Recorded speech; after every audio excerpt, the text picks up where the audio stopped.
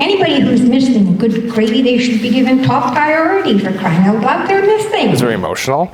This is a community that has, as they put it in their own words, the most high-profile missing persons case in the Northwest Territories' recent history. And it's been very difficult for the community, and they've been very frustrated with how the investigation has hit roadblocks and was slow to get going and hasn't yielded results. And that really spoke, I know, to the members of the community and the members of the committee as well, that this is really important legislation and it's something we want to move very quickly on, giving the RCMP more tools. That's what this bill is about, and what we've heard is loudly that the public is in support of that. Presently, I have a nephew that's missing, and we haven't heard hide nor hair or anything about what is happening.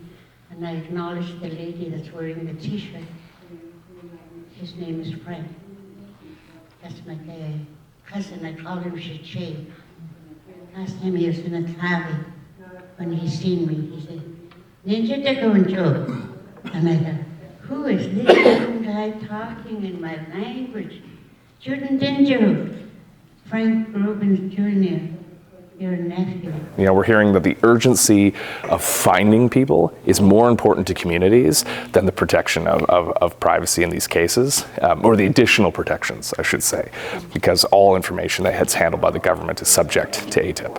When they call off this bird, it's going to be devastating when that happens to the family, and then they still need to have that communication, to explain the reasons, and etc. We don't know how long they're going to need that help, but that's something maybe you guys can talk about. And importantly, missing persons cases aren't closed until they're solved. So we were told some of these cases are 100 years old, or can be as much as 100 years old. So those historic cases, or historical cases, there's going to be an opportunity to use this legislation to look back and address that. And we're really hopeful that in the case of Frank Gruben Jr. and Sr. and anyone else who's missing, that this new legislation will shed light on their whereabouts and their circumstances and bring closure to the families.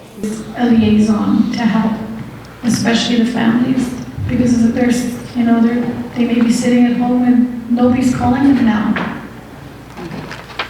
So they may feel like forgotten, that their missing loved one is, the importance of trying to find them is not so important anymore.